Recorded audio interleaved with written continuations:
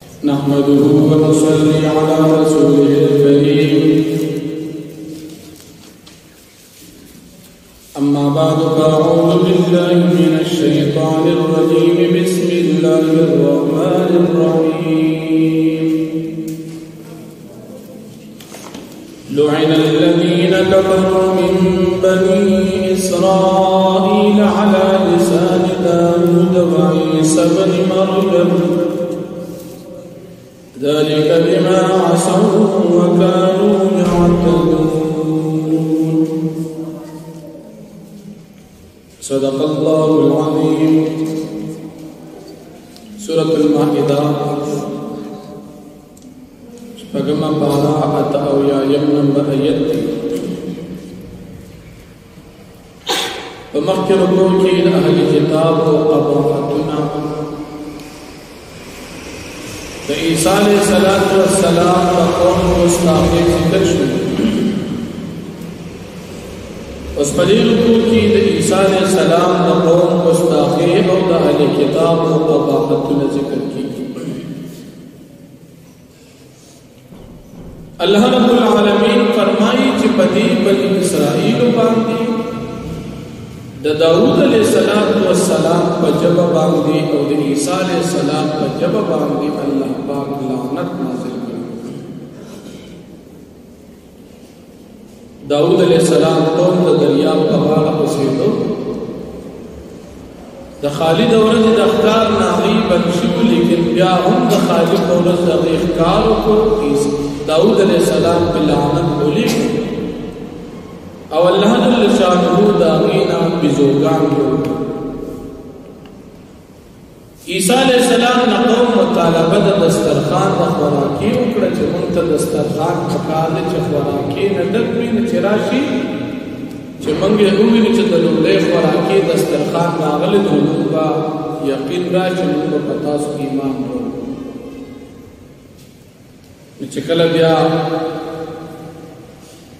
عیسی علیہ السلام د الله پاک نه سوال وکړو دسترخوان نازل شو.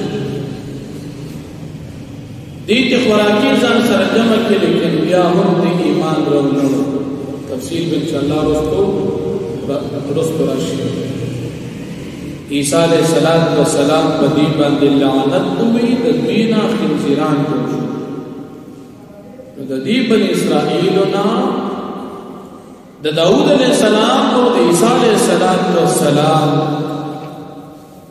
د ګستاخی په وجه نه الله پاک خنزیران او بزوګان جوړ کړل. او دا ځکه چې دا نافرمانه خلک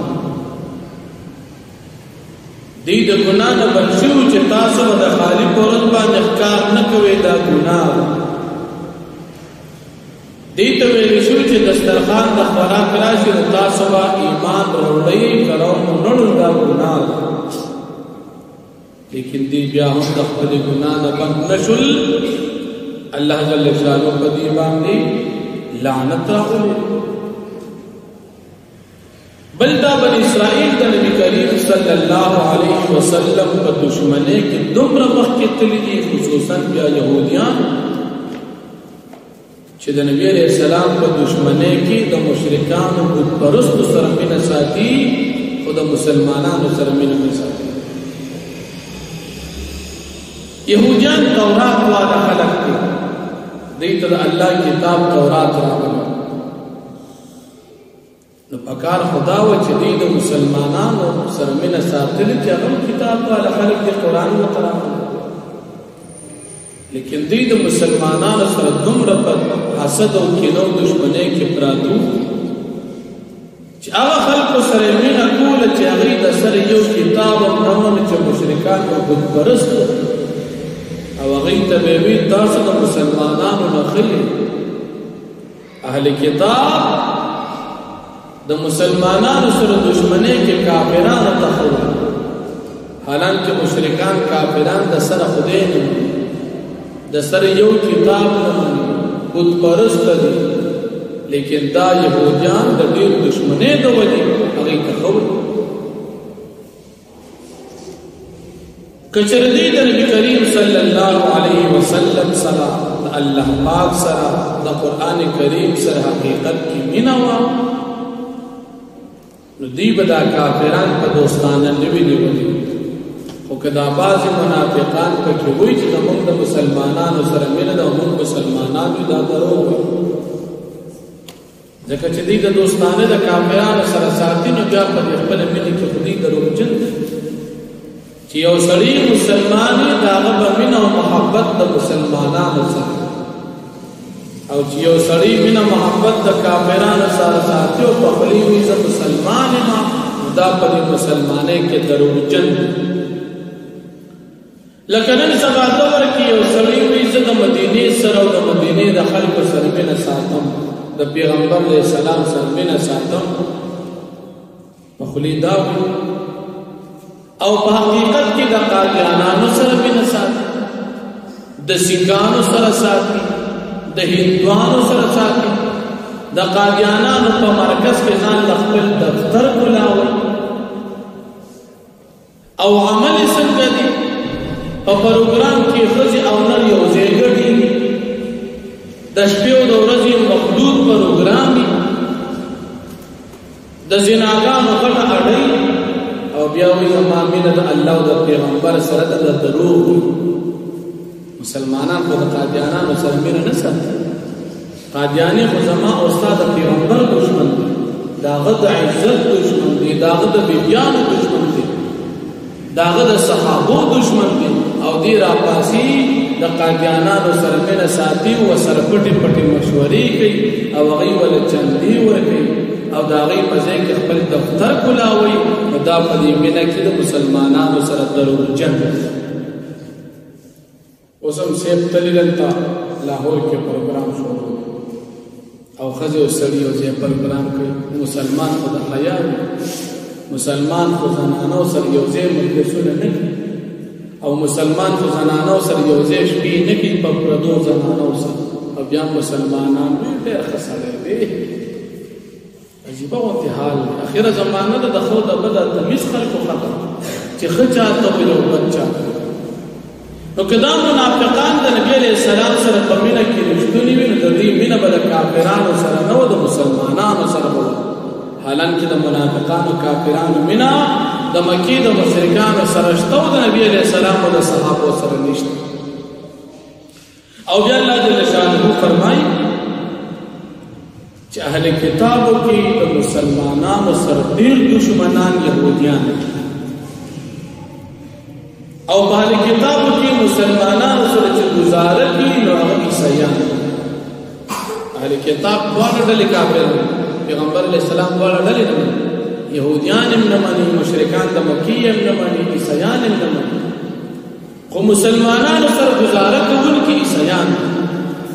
او د مسلمانانو سره سخت‌ترین دشمني کوونکي یهودیان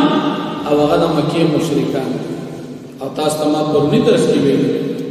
چې په تمامه دنیا کې د فساد او د مسلمانانو د دشمنۍ مرکز او د هغې مشران د یهودیان